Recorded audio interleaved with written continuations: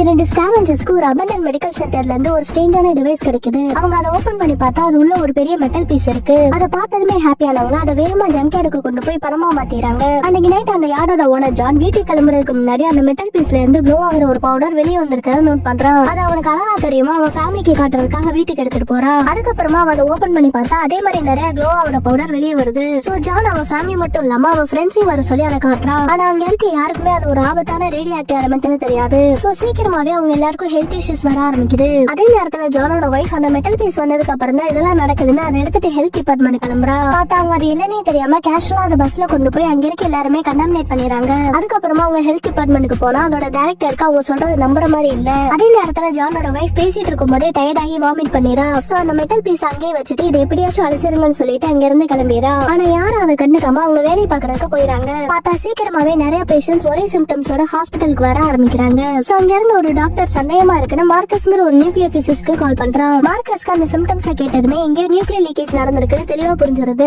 So உடனடியா radiation detector எடுத்துட்டு health department கிளம்புறான். பார்த்தா பாதி தூரம் போறதுக்குள்ளே அந்த டிவைஸ்ல இருந்து வைலண்டா பீப் சவுண்ட் வர ஆரம்பிக்குது. உடனே அவங்க வேகமா ஹெல்த் டிபார்ட்மெண்ட் போனா இங்க ஆல்ரெடி ஃபயர் ஃபைட்டர்ஸ் அந்த மெட்டல் பீஸ் ரிவர்ல போறதுக்காக எடுத்துட்டு வந்துட்டு இருக்காங்க. அதை பார்த்து ஷாக் ஆன மார்க்கஸ் அது எவ்வளவு ஆபத்தானதுன்னு சொல்லி உடனடியா எல்லாரையும் எவாக்குவேட் பண்ண சொல்றான். அதுக்கப்புறமா அவங்க செக் பண்ணி பார்த்தா எங்க பார்த்தாலும் ரேடியேஷன் லெவல் அளவுக்கு அதிகமா இருக்கு. அப்போ ஒரு கட்டத்துல அவங்களுக்கு ஜான் மூலமா அந்த டிவைஸ் எங்க இருந்து கிடைச்சதுன்னு தெரிஞ்சிருது. சோ மார்க்கஸ் அந்த டிவைஸ் பத்தி விசாரிக்கிறதுக்காக நியூக்ளியர் எனர்ஜி ப்ரோக்ராமோட டைரக்டரான டாக்டர் ஆலனுக்கு கால் பண்றான். அப்பதான் உங்களுக்கு அந்த டிவைஸ்ல இருந்தது cesium-137ங்கிற ரொம்ப ஆபத்தான ரேடியோ ஆக்டிவ் எலிமெண்ட்னு தெரியுது. இதுல மோசமான விஷயம் என்னன்னா அது பவுடர் ஃபார்ம்ல இருக்கிறதுனால சீக்கிரமாவே மொத்த சிட்டியுமே கண்டாமினேட் பண்ணிரும். சோ அவங்க உடனடியே ஒரு பெரிய குவாரண்டைன் ஃபெசிலிட்டியை உருவாக்கி அந்த டிவைஸோட கான்டாக்ட்ல இருந்த எல்லாரையுமே ஐசோலேட் பண்ண ஆரம்பிக்கிறாங்க. அதே நேரத்துல ஆலன் அந்த டிவைஸ் எக்ஸாமின் பண்ண வந்தா அங்க ரேடியேஷன் பக்கத்துல நெருங்க முடியாத அளவுக்கு இருக்கு. சோ ஒரு வேகமா அதை காங்கிரீட்டை வச்சு சீல் பண்ண சொல்லிடுறாரு. இதனால உங்களுக்கு கொஞ்சம் டைம் கிடைக்கும்னு நினைக்கிறாங்க. ஆனா சீக்கிரமாவே அதுல இருந்து சீசியம் லீக் ஆக ஆரம்பிச்சு அது ஒரு பெரிய டிசாஸ்டரா மாறிடுது.